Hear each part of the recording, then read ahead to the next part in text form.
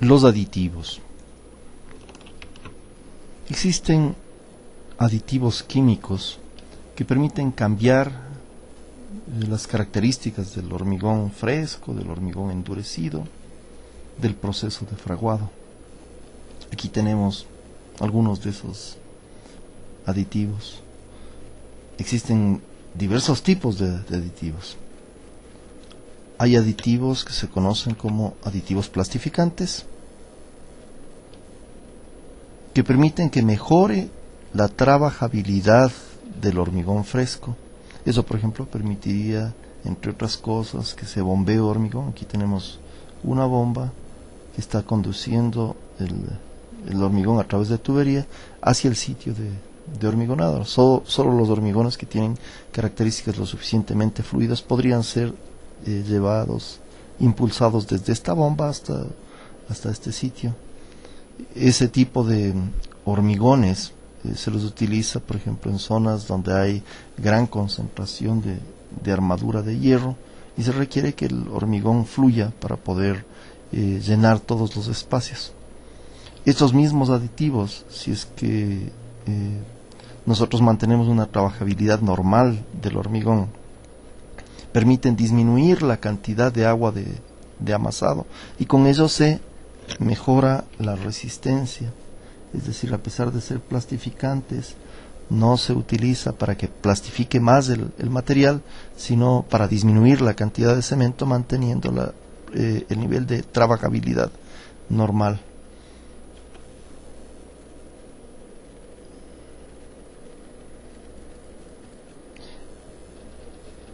Existen aditivos plastificantes de alto rango que se conocen como superplastificantes, que tienen el efecto de los plastificantes pero a un nivel mucho mayor.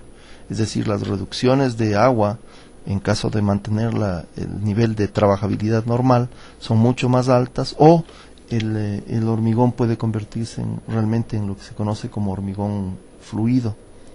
Aquí, por ejemplo, el material que se utilizó para fabricar estos durmientes es un hormigón de alta resistencia o de muy alta resistencia, lo que significa que durante la fabricación se disminuyó la cantidad de agua con relación a la cantidad de cemento. Generalmente la proporción del agua con relación al cemento es la que define la resistencia del hormigón. Mientras menor sea la cantidad de agua al peso con relación al cemento, y eso se llama la relación agua-cemento, mayor será la resistencia del promedio y la resistencia característica de ese hormigón. Esta sería una curva que relaciona la relación agua-cemento con la resistencia. Hormigones de 210 kilogramos por centímetro cuadrado tienen unas relaciones agua-cemento apenas superiores a 0,60, que sería lo que teníamos aquí. Sin embargo, para tener una relación agua-cemento, digamos una resistencia de 420 kilogramos por centímetro cuadrado, hay que estar por debajo de una relación agua-cemento de 0,40.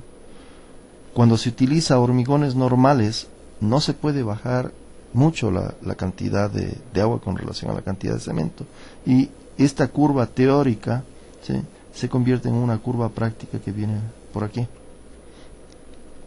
Cuando se utiliza plastificantes, esa curva, ese ramal descendente se va más hacia la izquierda, y cuando tenemos superplastificantes el ramal se va todavía aún más hacia la izquierda. Es decir, con hormigones superplastificados en el que se ha reducido la cantidad de agua con relación a la cantidad de cemento, se puede llegar a resistencias de 600, 700, 800 kilogramos por centímetro cuadrado. Existen otro tipo de aditivos, como son los aditivos acelerantes. Estos aditivos permiten que el endurecimiento y el fraguado de los hormigones sea mucho más rápido en la fase inicial. Pueden ser utilizados, por ejemplo, en el caso en que uno requiera evitar que la presencia de agua en el ambiente destruya la estructura del hormigón cuando está fresco. Asimismo existen hormigones que requieren un fraguado extra rápido, para lo cual se emplean aditivos para ese fraguado extra rápido. Por ejemplo, en túneles, aquí tenemos un hormigón con una característica especial, se llaman hormigones lanzados, ¿sí?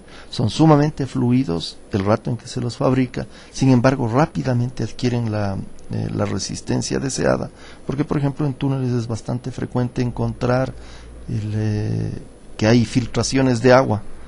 Entonces, en cuestión de minutos, esto debe adquirir una resistencia lo suficientemente grande como para prácticamente impermeabilizar el túnel.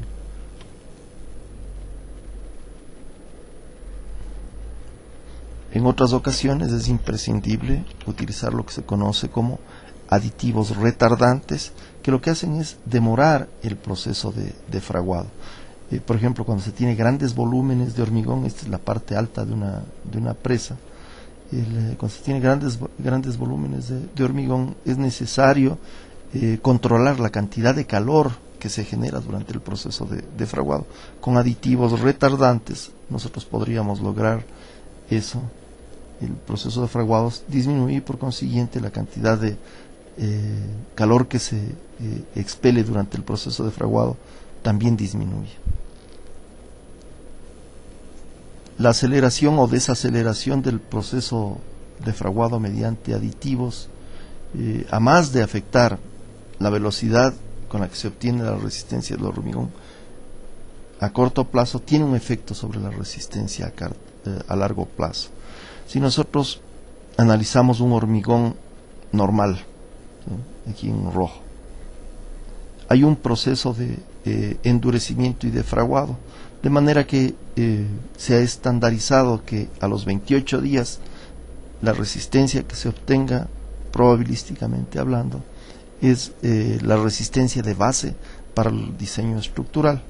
Sin embargo, si nosotros aceleramos el proceso de fraguado, tendríamos una curva como esta de línea punteada, que podría llegar a tener la misma resistencia aproximadamente a los 28 días. Mayor resistencia entre el día 0 y el día 28, pero menor resistencia a largo plazo. El hormigón tiene la característica de continuar ganando resistencia con el tiempo. Si por el contrario utilizáramos como esta línea gris un hormigón que tenga retardante, la resistencia no se la alcanzaría a los 28 días, sino probablemente a los 56 días o más. Pero a largo plazo, el hecho de que en un inicio el proceso de fraguado haya sido lento, a largo plazo, la resistencia, si hay el curado permanente, llegará a superar a la resistencia de un hormigón normal. Hay otro tipo de aditivos introductores de aire poco usados en nuestro medio, porque su objetivo es producir burbujas de aire dentro del hormigón, burbujas sumamente pequeñas. Esto es importante en zonas donde existen procesos de congelamiento y descongelamiento periódicos. Este congelamiento y descongelamiento provoca rajaduras, y las burbujas lo que permiten es limitar el tamaño de esas rajaduras. Las rajaduras irían de una burbuja hacia otra. Eso está bien en zonas totalmente al norte del planeta o totalmente al sur del planeta. Hay otras sustancias que pueden utilizarse como aditivos, como es la ceniza volcánica pulverizada, fly ash.